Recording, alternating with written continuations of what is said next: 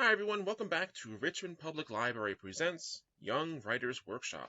I'm Mr. Lewis from the Ginter Park Library, and today we're going to be talking about proofreading.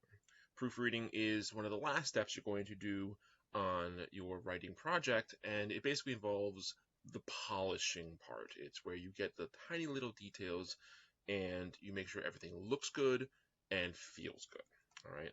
We're going to be talking about today revising your work for grammar and smaller errors. All right, this is different from the main part of the editing process where you're looking more for content, make sure everything flows smoothly, making sure there's consistency, stuff like that. It is still part of the editing process though, all right? And it's one of the final steps in the writing process, like I said. This is where you're getting those small details that are less important as far as the story is concerned, but very important as far as the readability is concerned. All right.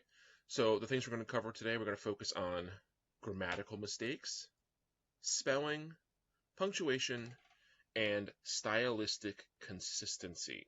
Okay. These are all things that you look for when you're doing your proofreading. All right. Let's get started. Before we start on the main part of this video, I do want to very quickly touch on page and paragraph formatting. This is all about small details. Like I said, have little effect on content, but they're all about the presentation.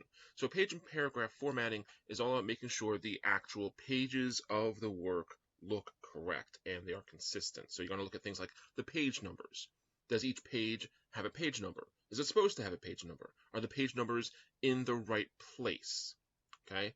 If you want the story to be printed out and have it back to front, then the page numbers need to alternate the corners on which they're at, or you could have them all be in the bottom center or something like that. Right? There has to be consistency for it. If you have all the page numbers on the right-hand corner of the book or of the page, and you have them back to front, then it's going to look inconsistent to the reader. Okay, so it's a small thing, but like I said, this is all about getting those small things right. All right, consistency in spacing and indentation. So make sure there's the same amount of space between the lines, and make sure that all of your paragraphs and everything are indented properly. All right, depending on the style that you're using, sometimes paragraphs will always have the indentation, sometimes they won't. Sometimes paragraphs will have an extra space between them. Usually not, though. If you have the extra space, usually that's more for things like research papers. But if you're writing a story, then more often than not, that story is going to have no extra space between paragraphs. All right. But the key thing here is, regardless of what style you're using, it's being consistent. If you change up your style and the way the paragraph and the pages look at different parts of the story, it's going to be very jarring to the reader. Okay, even if it has nothing to do with the content, because it looks so odd, it will mess with the reader. So be aware of that. Just check for consistency in spacing and indentation. All right, you want to make the finished piece look polished and legible. Like I said, it's all about making it look good here. So let's talk about grammatical mistakes, all right? So you want to make sure that you are using proper and consistent grammar throughout your entire story, all right?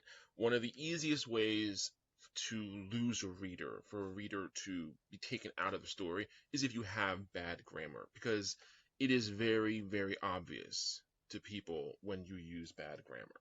All right, so some of the key things you want to look for, things like sentence structure, all right?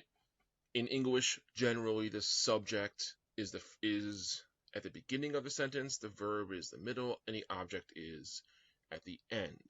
Now, you have some room for variance there, but generally, you want your sentence to be properly structured. Otherwise, it will read awkwardly. All right? Subject-verb agreement. So make sure that the verb you have goes with the subject of each sentence.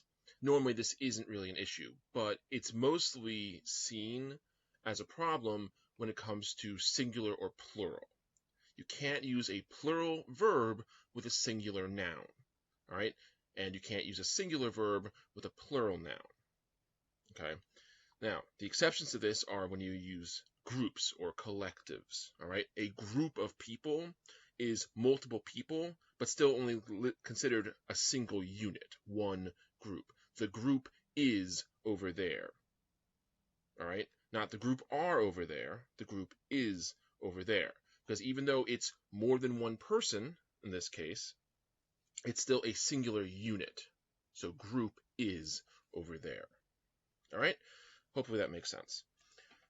Prepositions. Prepositions are those words that show relationships between two things. So words like by, for, from, all right? Above, over, things like that. To. Very common words, and they show direction, they show relationship, they show positioning, all right? I am in the chair, all right? He goes out the door. They are coming to the party, all right? Make sure that your prepositions work.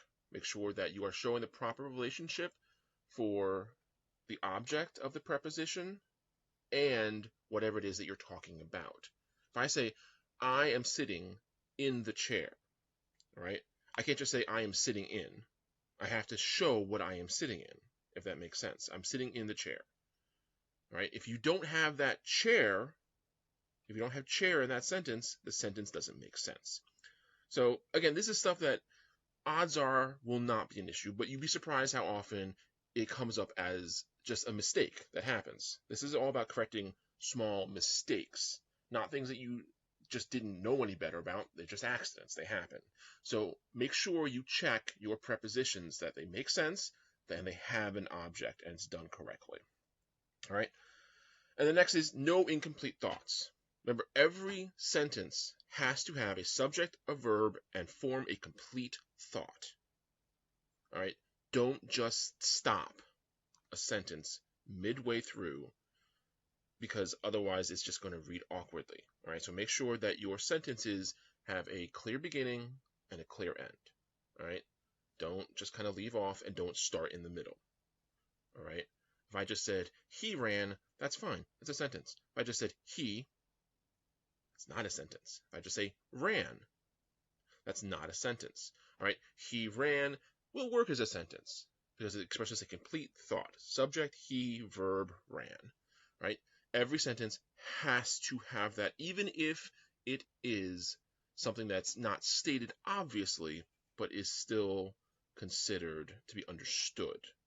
So an example of that would be an imperative sentence, something like a command. So if I said go, that is still a complete sentence because the subject of go would be you. If I tell someone go, I'm talking to that person. The subject is you, because who was doing the action, the going, the go, it'd be you, the person I'm talking to, right? I hope that makes sense. But overall, the point is, make sure your sentences are complete and that they make sense. All right? So now let's talk about spelling. And this is probably what you're going to focus the most of your proofreading on, because spelling is one of the most common mistakes that you're going to make while you're writing. It's very easy to make a very simple spelling mistake. All right? With spelling, one thing you have to realize is that you cannot rely on spell checkers. Okay?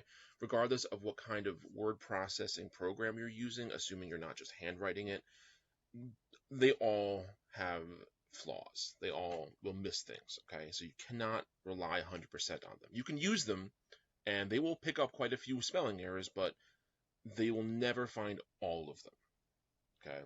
Unless it's a very short document, all right? But if it's a long story, odds are they will never find all of your spelling errors, okay? So you're going to have to visually go through and read the words to see if you spelled something wrong. And I would highly recommend you have somebody else read it as well, because a different pair of eyes really will help catch any small spelling errors. All right. It's not just misspelling words, it's also being consistent with words. So you have to stay consistent with your spelling. That's because there are some words in the English language that have different ways to spell them that are technically correct either way. And that the reason for this is American English and British English are technically the same language, but there are differences. And some of them are rather large differences, and that includes some spelling. All right. So for example, color versus color. right? The American version is C-O-L-O-R. The British version is C-O-L-O-U-R, right? Both are correct. They both mean the same thing. They're both pronounced the same, but they're spelled differently. Same thing with theater. There's just theater. T-H-E-A-T-E-R versus T-H-E-A-T-R-E. Both are technically correct, and both mean the same thing, right? And if you check with a spell checker, either one of those will be correct, all right? It won't catch that one or the other is an incorrect spelling, all right?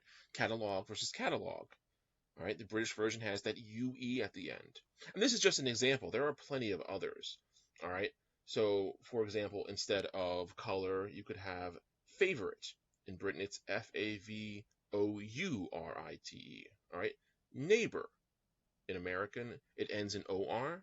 In British, it's O-U-R, all right? Some other examples.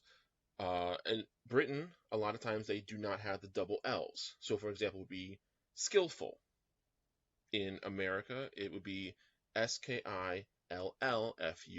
But in Britain, it's S-K-I-L-F-U-L. All right. Anyway, the main point I'm trying to make with this is that you have to be consistent with your spelling. You could use either one. All right. That's a personal preference. All right, there are American writers who use British style, and there are British writers who use the American style. It doesn't matter. That's not the point. The point is that you need to be consistent with one. If you spell color, C-O-L-O-R, on one page, then the next page, if you say that word again, it has to be spelled the same. You can't switch it up. Okay, that's the point with this. So make sure that you are consistent with the way you spell your words. All right. But one of the more tricky things that you can very easily get wrong when it comes to spelling is homophones. You don't know what homophones are. Homophones are words that sound the same, but are spelled differently and have different meanings, okay? Some of them are very, very common, some of them a little bit less so. So here are some examples. C, S-E-E, and C, S-E-A, right? Spelled very differently, pronounced exactly the same, right? Homophone means sound the same. It literally means the same sound, okay? So C and C, very different words, but they sound the same. Sun and sun, right? Very common, very different. Your and your. This one is a very, very important one because the differences between them are key. Your, spelled Y-O-U-R, shows possession, as in something belongs to you, right? If that is your key or your box or your toy or whatever it is, that means that that thing belongs to you, all right? Your, spelled Y-O-U''R-E, is a contraction, all right? Just like don't is a contraction or can't, all right? Those are contractions. They are two words pushed together to make a single word. Your, with the apostrophe R-E, is a contraction of you are. So if I say you're going to the store, that means you are going to the store. Right? If I said you're going to the store, Y-O-U-R, that wouldn't make any sense because going to the store is not a noun, right? So you have to be careful. It might sound correct to say your one way or the other, but you have to be very specific when it comes to this spelling. Make sure you spell possession, Y-O-U-R, and contraction, Y-O-U''R-E. All right, this is one of the most common spelling mistakes that I have seen, is your and your. Okay, be aware. There, and there. Right? There, spelled T-H-E-R-E. There, spelled T-H-E-I-R. And there, spelled T-H-E-Y''R-E. There, spelled E-R-E, means a location. Over there. All right? There is the ball. All right? We're going to meet there. All right? That is what that means. It's a location. There, spelled T-H-E-I-R, just like your, in the previous example, is possession. Their means it belongs to them. Their toy, right? Their home, their fault. All right, whatever it is belongs to them. Their, spelled They''re, right, is possession. So just like in the previous example with your, the They''re, if it has that apostrophe re, it shows a contraction. There is a contraction of they are. Just like your is a contraction of you are, there with the apostrophe re is a contraction of they are. All right, they're over there. They're going to the store. They're having fun. They are. Okay, these are three words that are very, very common words, but have very different meanings. So be very careful when you use them. Make sure you are using the correct form of there. All right, and probably the most common is, of course, to. To, and to. To, spelled T-O, is a preposition. All right, it shows direction, going to the store. All right, give that to me, shows direction. To, spelled T-O-O, means also. All right, I'm hungry too, T-O-O. All right, I want to go too, T-O-O. Right, means also, as well. All right, and of course, to, spelled T-W-O, is the number. Right, so try to remember those. They are very commonly mistaken for each other, but they have very, very different meanings, so be aware of that. Okay? All right. So now you're going to want to look at punctuation, all right? Specifically, period and comma placement. So make sure that your periods and your commas are in the right spot and you have the correct punctuation for the correct job, all right? And this is especially important with dialogue, which can be tricky, all right? We talked about dialogue in a previous video, but if you're not familiar with it, go back and watch that again, because we talk about where commas go when you're writing dialogue, all right? And a lot of times it can be confusing. So just be aware of where periods are supposed to go. Remember, periods stop your sentence. Commas give pause, all right? So be aware of where your periods are and where your commas are and where they're supposed to be, all right? Be aware of run-on sentences. Run-on sentences are sentences that don't know when to stop. They just keep going and going and going and going, and you keep adding add and but and though, all right? And even if it might be grammatically correct, it's still so long that it is just a pain to read. So a run-on sentence is a sentence that has gone too long, all right? You need periods, you need commas to break it up and make sure that it is grammatically correct and that it is legible, all right? It has to be able to be read properly and succinctly without being overwhelming, all right? And a very easy way to figure this out is to read your sentences aloud, all right? And because if you follow exactly how the punctuation is, you'll know when there's supposed to be a comma and when there's supposed to be a full stop, all right? When there's supposed to be a pause, when there's supposed to be a full stop, all right? And if it feels awkward to you when you read it out loud, that means that something's a little bit off, all right? See how it would feel in a natural way. All right? If you're speaking it out loud, where would the natural pauses be? Where would the natural stops be? All right? And that will help you determine if you've got your punctuation a little bit off. Okay? And last, I want to talk about stylistic consistency. And this is less about your own personal style being consistent and more that the small details of grammar are consistent throughout your story. And there are two elements that I want to really cover in this section. The first is capitalization. Are your words capitalized correctly? All right. To very, very quickly go over what should and should not be capitalized, names and other proper nouns should always be capitalized.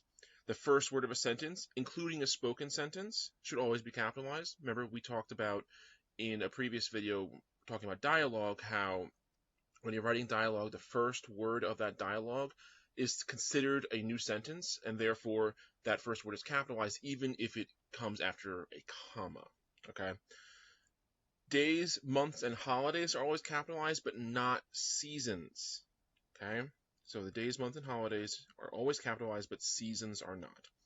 All right, and this one's a little bit tricky. Titles and family relationships when used as or with proper nouns. So a title like professor, doctor, president, whatever it is, if it's used by itself, it is lowercase. A doctor is lowercase. A professor is lowercase. But if it's used as a proper noun, like if you're addressing someone, like if you're like talking to your doctor, you say like hello doctor.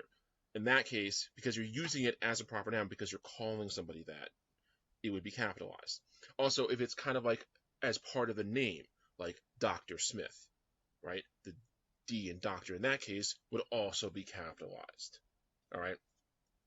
And same thing with family relationship. If you're just talking about like your uncle, you would just say, and you say your uncle, then the U would be under, then the U would be lowercase. But if you say like Uncle Frank, then it would be capital U, capital F, right?